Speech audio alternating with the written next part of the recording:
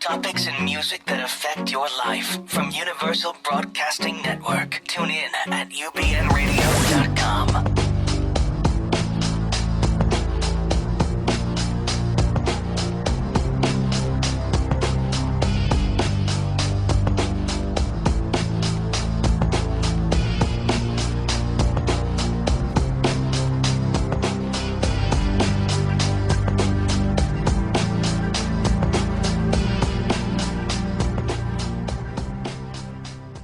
Greetings and salutations, everyone. Welcome to Dr. Judy WTF. I'm your host, Walt Lusk, and let's see if we can fire us up here. There I am, and if you're watching us on www.ubnradio.com, and we have an interesting show tonight, as we normally do, but today we're going to be a little more psychological, and I am actually dedicating this show to Kim and Kurt, and you two deserve each other.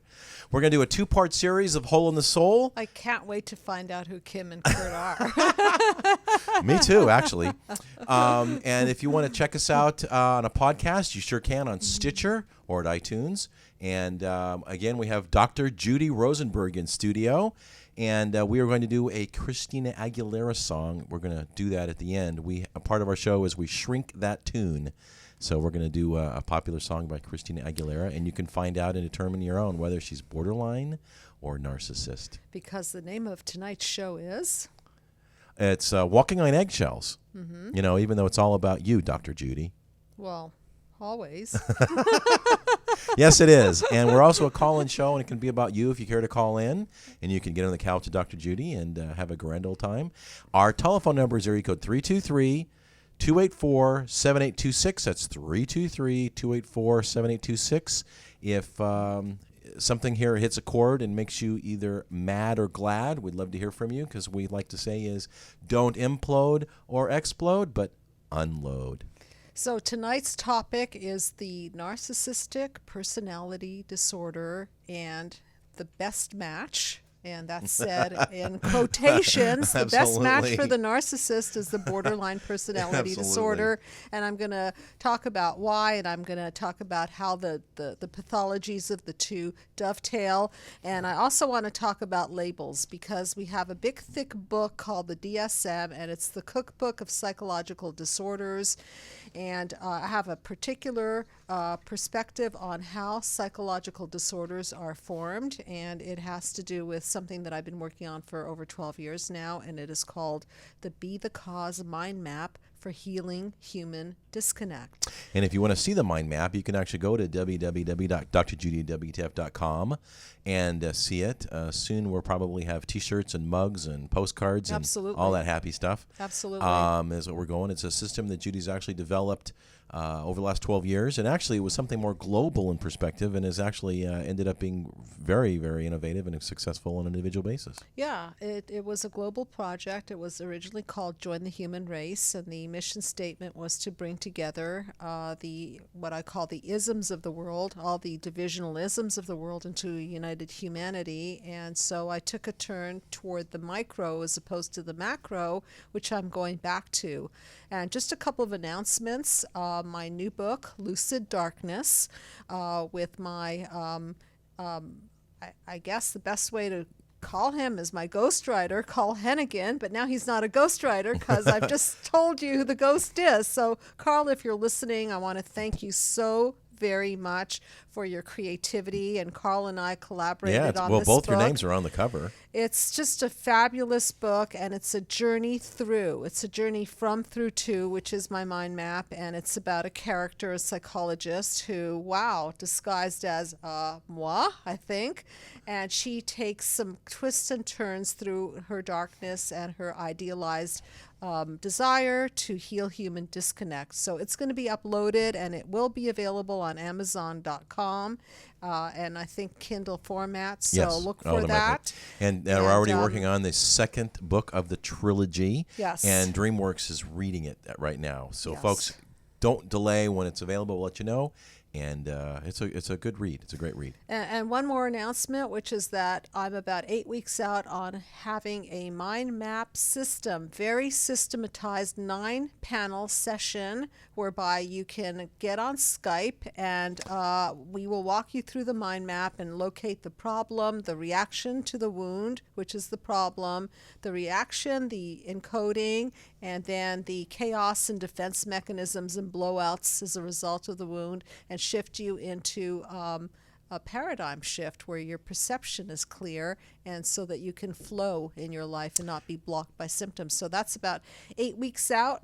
And for those of you who are long distance and cannot see me, wherever you hear our voice, there's no reason why we cannot do therapy, absolutely, because it will be extremely well orchestrated. Yes, and 9 or 10 sessions doesn't sound like a lot, but it truly will change your life. Judy is incredibly quick, gets right to the root of it, and it'll change your life. And as a friend of mine used to say, it's the best investment you can ever make in yourself. So tonight we're going to really concentrate on, we're going to do a little bit of both, borderline and narcissistic, and next week we're going to do more borderline stuff. We'll figure out what those all are. But 75% of all narcissists are men. Duh. Who couldn't have guessed that one? And so also this is a call-in show, and I really, really love call-ins. We love call-ins because it's our opportunity to share with you our thinking, our mapping our of your mind. And so if think of it as free therapy. If you're a narcissist and you want to talk about you, call in. This is the time. This is it. 323-284-7826. 323-284-7826. And if you're a borderline tortured by a narcissist, call in. And if you're not sure if you want to call in. So I want to speak a little bit about injuries and these labels. These labels, which tonight's label, if you will, the narcissistic personality disorder, is from our psychological perspective. We label something a personality disorder when that personality is now steeped in squat, so to speak. It's set, it's rigid, it's formed, it's got a pattern and a life of its own. And all of these labels are nothing more than descriptions of the reaction formation to the wound. And by reaction formation, I mean exactly that. You form a reaction to the wound, and then people go around throwing out terms like, you're a narcissist, you're a borderline. Well, all that means to me from my mind map perspective is that you've been injured. And if you've been injured in certain ways, then you will form these reactions and personality styles and patterns that will look like self-centeredness, which is the one of the hallmarks of the borderline personality disorder, and features like lack of empathy, which I think is one of the key components of it, of this particular personality disorder. So we're going to talk tonight about how it's formed and how to treat it and what to do if you have these features. And one of the things that they demean, they devalue, and they destroy. Correct. Yeah, the three Ds. That's right. Demean, devalue, and destroy. Right. They're very controlling, of course. Right. And guess why they demean, devalue, and destroy? Well, to make them look good and better. Yes, and guess what was done to them? Same thing when they were like really, really, really young. That's right. They've been demeaned, devalued, and destroyed, and so therefore they demean, devalue, and destroy because, as I put it to the people that I work with, would you rather be the perpetrator or be the perpetrated upon? And so narcissists have been perpetrated upon, and now they want to, what I call, identify with the aggressor. So if they've been aggressed upon, psychologically aggressed upon in this case, they want to then take that feeling and project it out and rid themselves of this horrible feeling, and here, you can have it. You feel it. You feel what I feel. Because the truth of the matter is that whoever did it to them had no empathy. And so therefore they become hardened, and now they have no empathy. And apathy, I think, is the most dangerous Apathy? Apathy. Lack yes. of right. empathy. Yes. Well, the opposite of love is not hate. Right. It's apathy. Right. Yeah, And very much so. apathy by far is the most dangerous. Yes. Lack of emotion. It's not an emotion. It's the most dangerous state Yes. for the human race to be in. Because think about that. If you're apathetic, then who cares? Who cares if somebody's lying there homeless and dying? Who cares? Apathy. Who cares? Who cares about hurting somebody's feelings? Who cares? Ha ha, as a matter of fact, in some cases. Because there's a sadistic component. Well, it's also, let me give you an example I heard recently. It's like I had a friend who was excited they could do 15 push-ups. Mm-hmm. And they told their boyfriend, hey, I can do 15 push-ups. And he said, well, that's nothing. I can do, 50 on one hand. Mm. So instead of encouraging them that they're getting better and, doing push-ups, it was all about them. Well, that's nothing. I can do, 3 times as many and in a different and a better way. So different, better. Yeah. Okay. And that's, that's a narcissist for you. Well, that's narcissistic behavior and the one-upsmanship. Yes. And grandiosity is another feature of narcissism, and drama. Yeah, drama more the borderline, but I think more flamboyancy in the case of the narcissist because they love to be number one. Of course. Got to be the best. They're gifted. They're special. So tonight we're going to talk a little bit about the core belief of the narcissist and the core belief of the borderline, which is usually the favorite mate of the narcissist, because like birds of two different feathers, they attract each other so that they can play out their dirty little games, their pathological little games. And this is all very unconscious, and it's all very, very painful. It's not what you think it is. It's not that narcissists think that they're so great. On the contrary, they don't feel so great. And it's not that narcissists think that they're really, really special. They actually don't feel that special at all, so they have to overcompensate. Thank you. Right. Well, I've got some questions here and some issues, and to try and identify whether or not you feel you are or aren't in a narcissistic relationship. If you want to dive into that, and you can. And also, we're going to speak very much about controlling relationships, because controlling relationships are dangerous. Very, very. The thing is here, because they're scared of the vulnerability that comes with loving and trusting someone, they are very narcissist. I've got 7 signs that you're with a controlling guy. Go ahead. All right, first one. You are his everything. Okay. You're attached to you at the hip, and you can't do anything without his say-so. You don't have any privacy. They don't. They go into your emails. Who's your phone call with? Where were you? Right? You're his everything. The second is to find yourself losing contact with his family, friends, and activities. In other words, they don't want you to be on Facebook. They don't want you to be on the phone. He always has a reason why he wants you isolated.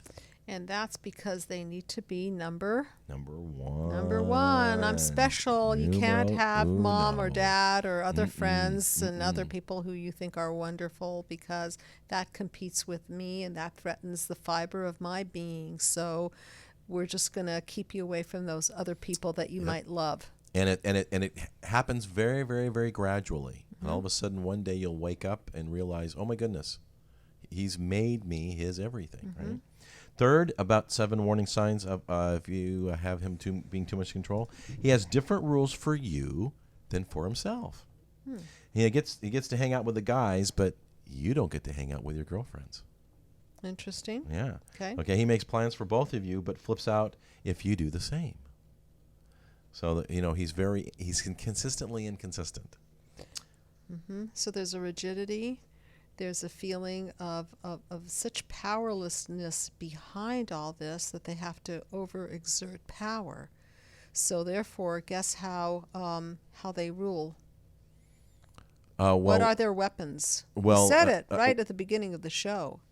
Controlling and intimidation. Disdain, destroy, and... That's right. Demean, devalue, destroy. Yeah, so they'll chop you down to size, and then, of course, once in a while they'll build you way back up. Yep, they will. So that's the intermittent reinforcement, and we talked about the reinforcement schedules last time. And If any of you watched the last episode, then you'll know that intermittent reinforcement is the most powerful schedule of reinforcement possible. Yes, because it gives you hope. Yeah, right. Lots of So if the narcissistic personality disorder is demeaning, devaluing, and destroying you, and every once in a while tells you how wonderful and special you are, and your core belief, let's say, is I'm worthless, well, wow. A little adrenaline. He's changing. He's getting better. Yeah, he's getting better. And wow, he values me. He loves me. Okay. And if you look at the chain of control here, you can see that the two pieces have to fit together, because without the borderline nature, without the person who feels of low self-esteem, the game isn't going to work, is it? Mm-mm. No, he doesn't have a partner in crime. Right. So as I talk about a lot in my mind map system, it really only takes one person to change the system. So let's just see what's going on. Do you mind putting the mind map up and we can talk a little bit? Or you can, if you're listening, you can go to drjudywtf.com. Yes, Yep, and on there you're going to see 9 panels, and of course if you're listening you're not going to see 9 panels, but I'll describe them anyway. Okay, so if you can imagine a kind of like a tic-tac-toe board, and on the top row is the creation of the problem, which I call from the problem, and then the middle row is the dismantling of the problem, or how it dismantles you, which is I call the through process, how to go through the process of healing. And then the last part of the mind map is called the to process, or the paradigm shift into solution and interconnection and unity. So in the case of the narcissist, their wound is either they've gotten too little or they've been too spoiled, or too underspoiled. I wonder if a lot of them are only childs. Some of them are. Yeah. Some of them are. What's really key in that particular relationship is that oftentimes the mother will view them as, the mother might be either borderline or narcissistic herself, and might view her child as an extension of herself, Yes. like a little trophy, like a trophy child. A mini-me. Mini-me, perfect, right. Little mini-me, and that person's hair and that person's little outfit has to be just so, and everything has to be just so, and if the child veers away from mommy's mirror of herself child, then the child gets a look, a really bad look of why are you out of line here? So the child grows up to be a mirror of what the mother's needs are, which is ass backwards, isn't it? Because it's supposed to be the mother that's supposed to be meeting the child's needs, not the child meeting the mother's needs. So Yep. there's the injury. The injury is that the mother is not giving enough or not giving in the right way, one or the other. And so by the time the child starts forming a personality, at first they have reactions to it, and the reaction is, gee, I must be mommy's special little child. Oh, how cool this is. But then it's not so cool, because they have to be these little robots marching and functioning to the tune of what mother wants the child to function as. And by the time they encode, which is the panel 3, which is the DNA strand in the encoding, they're encoding things like the negative core belief. The positive core belief is, I'm special, I'm amazing, amazing, amazing, I'm the most wonderful person that walk the planet, and other people should see who I am. And oftentimes these accolades, these self-compliments are unearned. So it's just sort of like a given. And they're unearned because mommy and daddy don't make the child earn their way to success. They just endow them with these special qualities because that's who they need them to be. So by the time they encode into the fiber of the being, what they're really encoding is, I'm really, really special. But then the underbelly of it, the dark side of it is, I am not important. I am not important. And that comes with a lot of rage. How dare you make me feel less important? Yes, anger is a big issue. How dare you? Mm-hmm. I was here first. How dare you serve me my cup of coffee cold? How dare you? How dare you put me on hold for 2 minutes? So one of the ways to recognize the narcissistic injury are people who treat the waiters and the service people and those around them with disdain. And I'll never forget this. I had a patient. That's a devaluation. Oh, I learned this the hard way. I was an intern many, many years ago, and the patient that I'm talking about is way deceased. She was a fabulously talented woman, and her father completely molded her into what he wanted her to be. As a matter of fact, she was a very, very famous Hollywood songwriter, and I can't mention her name. I respect her very much. We had a very interesting relationship. She's an older woman, quite beautiful, very narcissistic, and we started our relationship like this. You're not very good at what you do. Are you new here? Your office looks like crap. You're going to have to get rid of that furniture. That furniture is tasteless. And so the first thing I thought was, oh my God, the borderline features came up in me. Oh, I'm insecure. I'm going to be abandoned. Oh, I'm a horrible therapist. There's something wrong with me. And so I had this really bad reaction, and it was all internal. And I kept thinking, what am I going to do with this woman? She's not going to come back here. I'm a novice. She's right. I don't know what I'm doing. And so I started questioning myself. And then I stopped and I thought to myself, the light bulb went off. I had my first aha experience as an intern. And the aha experience was, she treats everybody this way. That's right. You're not special. Everybody gets that treatment. I'm not special. Oh, I wasn't special enough to be hated specially. And so I figured out that I need to do an intervention that she can hear. And so I turned to her and I said, so do you treat everybody like this?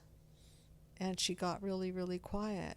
And then I remembered some of the things she said to me earlier in the session. I said, didn't you say that you're about to lose your relationship with your son? Didn't you say that you're about to lose your relationship with your daughter? Didn't you say that some friends are really offended by your behavior? And she got really, really quiet. And she respected me from that point on, because I really saw her pain, that her behavior was narcissing out, so to speak, other people. She was the narcissist, but she was a narcissist on her throne alone.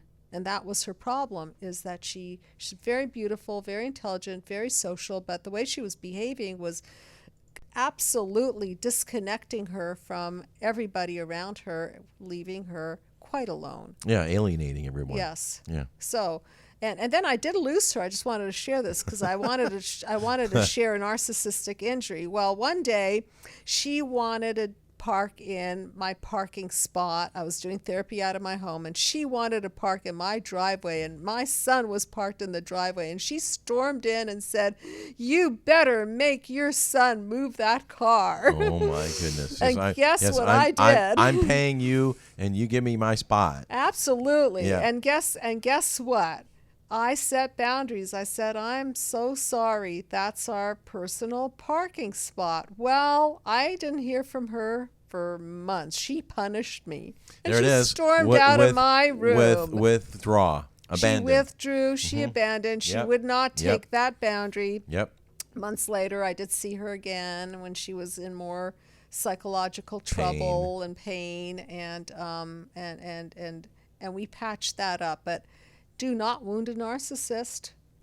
Do not wound a narcissist. You will get the narcissistic rage. Yes. And I'm sure, please call in. I want to hear about your experience with the narcissistic rage and this particular personality disorder, and any experiences you've had suffering from being demeaned, devalued, and destroyed and controlled. Because the narcissists, depending on how the little snowflake patterns, some of them are a little more controlling, some of them are more demeaning, and they come in many, many shapes and sizes. And just remember that there's an injury there. So there's injury and there's pain. Right. So we just can't throw around those labels, even though we like to, because it's and fun. Our number You're again borderline. is 323-284-7826. That's 323-284-7826. Yes. And getting back to our 7 signs that men might need to have too much control. Number 4 is he invites, then insists that you join in his life, but isn't really interested in getting to know yours. Well, no empathy, right? None whatsoever. He's interested your guy, even if you're not terribly interested.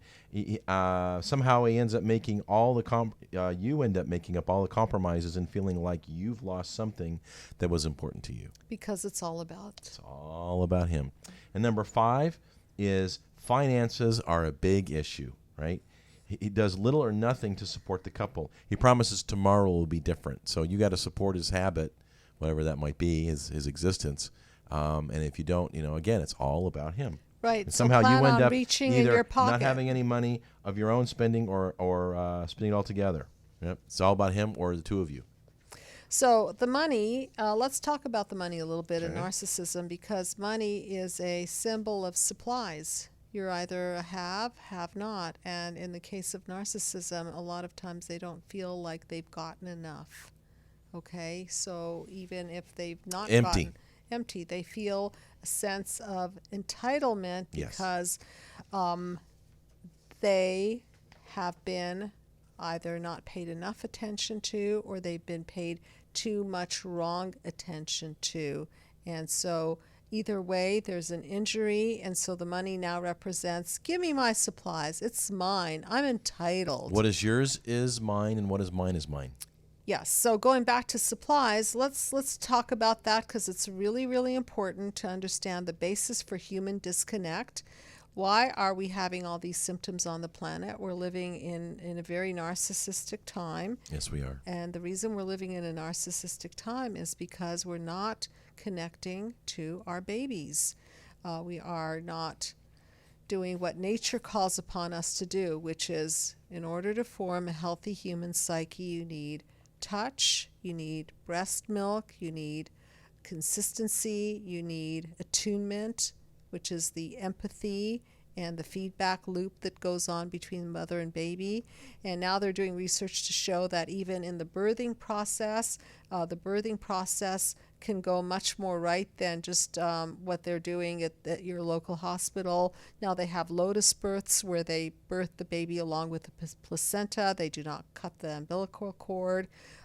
People oftentimes will wait sometimes days for the belly button to fall off of the placenta, and wow. And so the whole concept of birth is really being reevaluated from the point of view of, let's not disconnect so abruptly, and let's let the umbilical cord pulsate, and let's leave that connection intact. And that's what we're not doing as a society.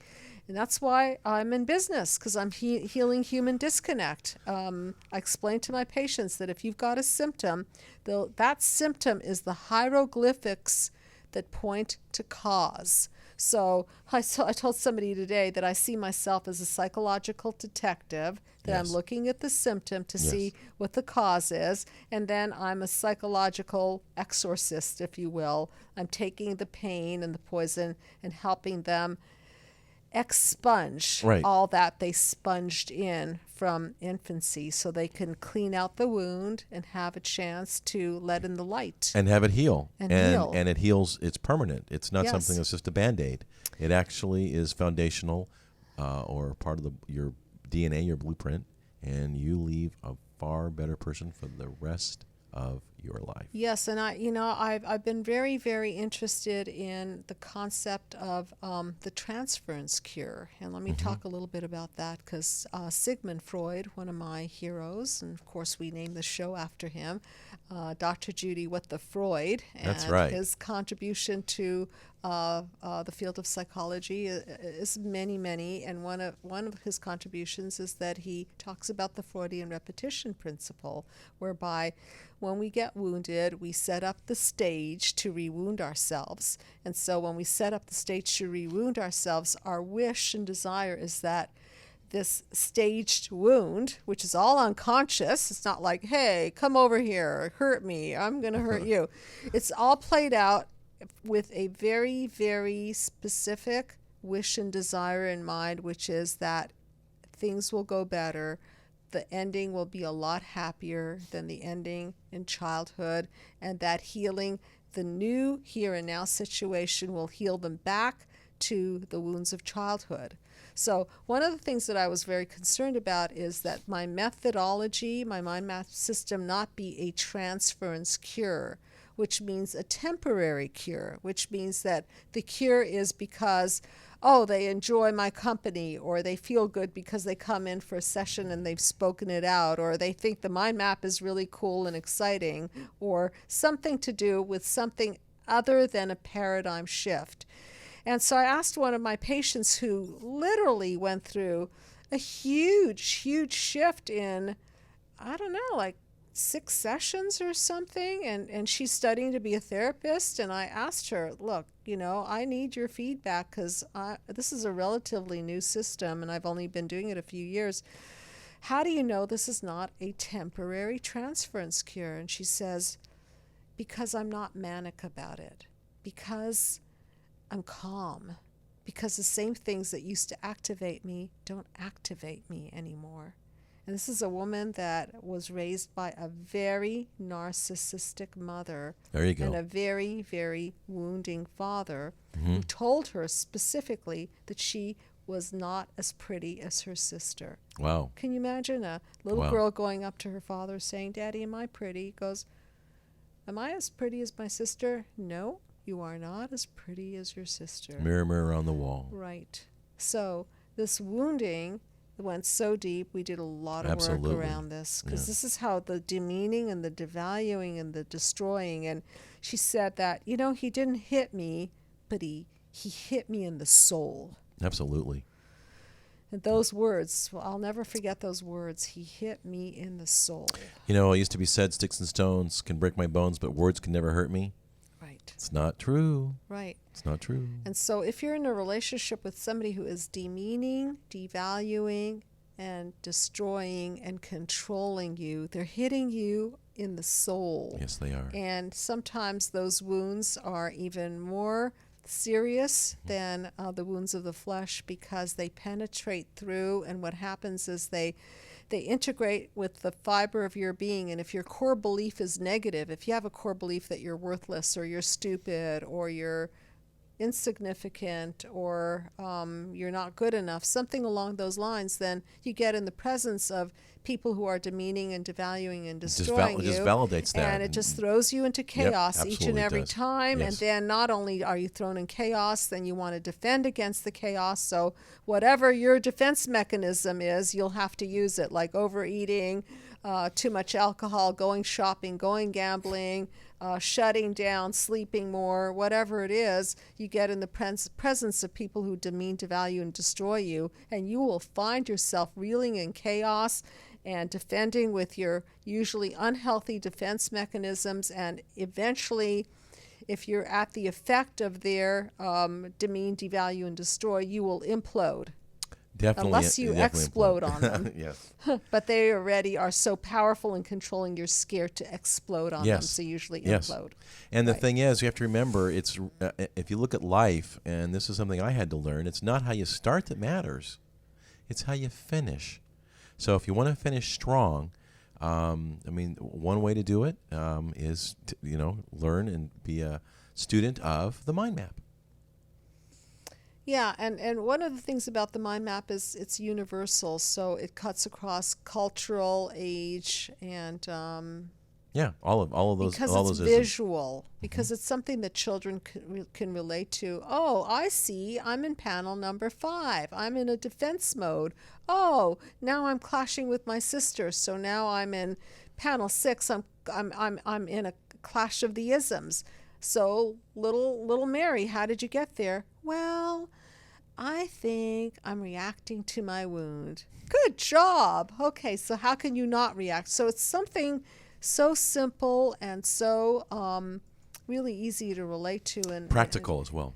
And that's why the therapy goes quickly, very fast, and they don't have to spend many years on the couch with Dr. Judy. And so just they spend get on and they get off the couch with Let's Dr. just Judy. spend a few minutes here on the couch with Dr. Judy, and you'll be a changed person. So getting back to our 7 things that you might be with controlling guy, we got a couple left. Number 6 is it's never his fault. In fact, he's phobic about blame, to make you feel that anything that goes wrong in your relationship is always your fault. It's about you. It's never his fault. And that's because there are these impenetrable membranes. Nothing comes in with a narcissist. The only thing that comes in with a narcissist is something that's good. They don't take feedback well. That's why you're walking on eggshells, and that's why we're calling this particular episode Walking on Eggshells. And that's because you can't say anything to demean, devalue, and destroy them, but certainly they can say anything to demean, devalue, and destroy you. So the more narcissistic the person, the less you can say to them. Yes. So you're always walking on eggshells because you can trip up their core belief, which is... I'm number one. Right. Their core It's belief all is about me. I'm number one, and the underbelly of the core belief is I'm not good enough to be number one. I'm not enough. So you've got to walk on eggshells, or else you will have to put up with the narcissistic rage. And as time goes by, it becomes tougher and tougher and tougher to not walk on eggshells. Yes. And unfortunately, number 7, in terms of being with a controlling guy, is often these relationships become physically abusive, right? He doesn't trust you. He becomes suspicious. It's almost impossible to defend yourself. And he's never satisfied with your answers, and many times he gets angry and gets physical. So, right. So again, if you are in a relationship with a controlling spouse, significant other, then do seek help. And if it's gotten to the point where it is intolerable, then I'll repeat it again. Do seek help. And there are domestic violence shelters in your community. There are professionals that can offer you escape routes if you have to take them. Just a couple of tips. If you are in an abusive relationship, then by all means seek legal advice. Find out your nearest batter shelter for battered women, typically, because the typical narcissist is the man. And also and make unfortunately, sure... borderline personality disorders are typically women. Right. Yeah. Right. Which we'll talk about next week. Right. I'll always have some cash on you. Yeah, an mad extra money. Credit card. Yep. Way to protect yourself. Yes, and just stay safe and get out. But it's got to be clean. You can't go back. It's got to be clean. Right. Yeah, can't be If clean. the person that you're with is not willing to get help, that's how you know that you've got to leave, because it's not going to get better, but it will get, and it will definitely get worse. Here's seven things just to summarize real quick. If you feel any one of these, you might be with a narcissist. 1, you're afraid of your partner. 2, controlling narcissist. Yeah, controlling narcissist. Right. 2, you're mistrusted. 3, you avoid certain topics because of their reaction. 4, like nothing you do is right.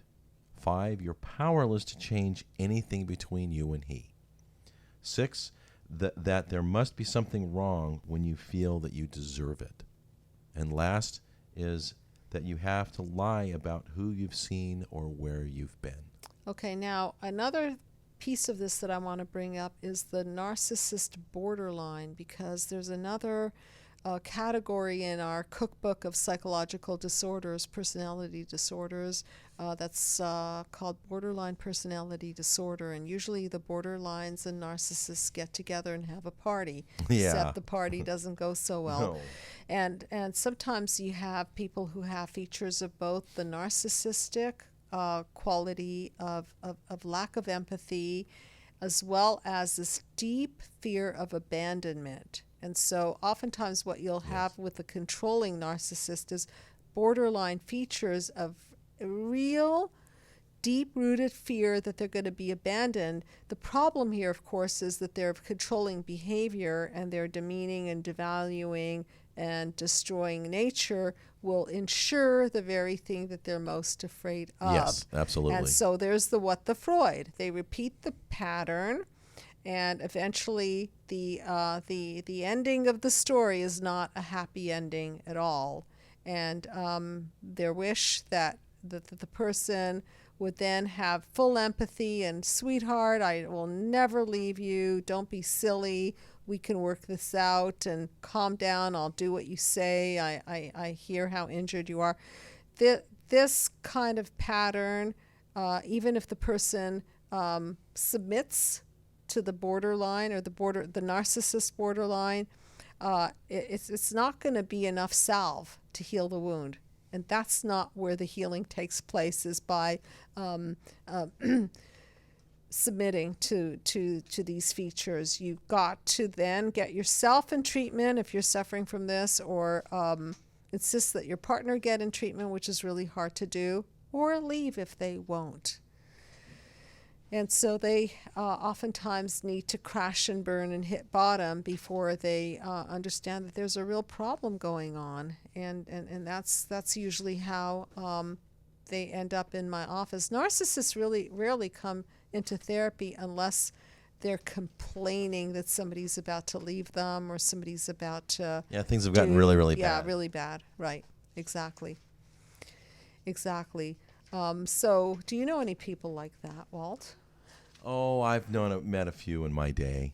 You have? Yes, okay. I have. Okay. Actually, I had a good friend of mine growing up that toward the end of our relationship, it was a he. Okay. No matter what I said, it would just piss him off. And the phrase "walking in eggshells" was exactly it. No. I remember. I remember telling him one time, it seems everything I say to you hits a nerve. That was it. Do you everything have? I said hits a nerve. I'm just curious. Do you have a sheet of the symptoms, the features of narcissism, straight from the DSM? No, I don't. I mean, we just have what you discussed about, and it's a laundry list of stuff that we could touch on real quick. Okay, go ahead. Just go ahead and rattle them off real quick. Yeah. Well, okay. The worst. This is about a narcissist. The worst nightmare is not being seen and heard, and not being number one. Their cruelty. Their narcissistic men are encouraged. They cannot show emotional, even though they're unstable. Lack of empathy. They're very injured to criticism, and they always counterattack. They are self-important. They overstate their abilities and their accomplishments. I've told you 50 million times not to exaggerate. They're disappointed when others don't compliment them. They need lots of admiration. They feel very privileged. They're superior, they're special, unique, they're gifted, and they try to associate with the same because they want the top of everything. They want the best. Their self-esteem actually is quite fragile. Like, for example, you'll come up to a narcissistic injury, ask them, hey, you just very backhandedly, have you gained some weight? Oh, not a good comment. No, did you have some plastic surgery? Just something about hitting their appearance. I mean, they spend a lot of time in the gym, and they want to be perfect. They're great for the economy, by the way. Absolutely, they are. They're very envious of others. They're clueless how they hurt others. I mean, it's just not in their DNA. Their arrogant, haughty behavior. Sometimes they're very snobbish. They're condescending. They devalue others. I'm much better. Their vulnerable self-esteem. Let's see, manic mood. Sometimes they're very grandiose, and then they retreat. And they're ultimately antisocial. They're into beauty, power, ideal love. Again, special, entitled. A few more. Unable to see others' feelings, and they withdraw is a very popular form of punishment because they lack empathy. And of course, because they think they're special, if they withdraw, then they feel that the other person that they now control will suffer. And there's something very sadistic about it, because they feel that piece of control, and they're usually with a borderline personality disorder who has fear of abandonment. So when they withdraw, what happens is they push the trigger in the partner to bleed with feelings of abandonment, and then that person will start chasing them, or that person will start apologizing to them, and will do anything will do anything to make sure that they don't sever the ties, because for the borderline personality disorder, which is a person that's usually well matched to the narcissist. Yeah, that's hand in glove. It's just a horrible thing for them to imagine being abandoned, so they will at all costs take it. They'll take the demean. Yes, they will. They'll take the devalue. They'll take the destroy. Yes, they'll they take will. the psychological abuse. They'll take the physical abuse, because the worst thing in their mind is to be left. Be abandoned. That's right. Yeah, and interestingly enough, they both have the same fear. They both have a fear of being abandoned. Well, One- more the and- borderline, and but borderline, the yes. narcissist just is so cut off from the empathy button that they live in this very protected shell. But underneath, I think that you're right. Underneath it all, their fear is that they're not good enough. Yes. Whereas the borderline's fear is that they're going to be abandoned. And so that's why they have to puff with, I'm better. See, I'm not good enough, I'm better than you. And that's the opposite. So that's why the reaction formation, which is the reaction to the formation of the wound, is the opposite of how they really feel. And with that, we are at our point in the show where we're going to shrink that tune. It's been a fast time here. Stay tuned next week, and we are going to talk a little bit more about the borderline personality disorder. It's actually a newer diagnosis. It's only been around since 1980. Really? Yes. I didn't know that. Yes. And it's been much more difficult to identify and put one's finger on, even with testing and whatnot. And so we'll dive into that a little bit more. And just for you to have a visual on what that looks like, sounds like, feels like, if you've seen the movie Fatal Attraction, you'll with Glenn Close. Yes, Glenn Close and Michael Douglas. That's what the Hollywood depiction of the borderline personality looks like. Yes, and in fact, the original ending was they killed her, and I think they changed it because it was just a little too brutal. Oh, okay. One of those infamous Hollywood endings, if I recall. So we've got a song here. It's called "Stronger Than Ever" by Christina Aguilera. I'm gonna read the lyrics, and Dr. Judy is going to put it through her mind map, and then of course we'll play the song. So, what you gave me, I know you gave me. You remind me all the time, and how you hurt me, and you don't see it. Again, I'm the child. So this is a childhood wound. Okay, so she's regressing into her childhood, and she's feeling the hurt, and she's taking an inventory of her narcissistic supplies. What you gave me, what you gave me. What you didn't. But bottom line is you hurt me, and you don't see that I'm a wounded inner child. And though you tell me that you love me, I can't feel it, and I'm afraid to let you down. It's all or nothing. I fear that something's wrong. And this is the black and white thinking. It's white. all or nothing. Black and white. I'm afraid that you don't love me. I can't feel it. Well, guess who this is? Is this the borderline, or is this the narcissist? That's the borderline. This is the borderline, Yes, it who's is. feeling really empty inside. She can't feel it, and not only can she not feel it, but the narcissist who she's partnered up with doesn't have empathy, so there's nothing to feel anyway. Yeah, She's there's empty, and there's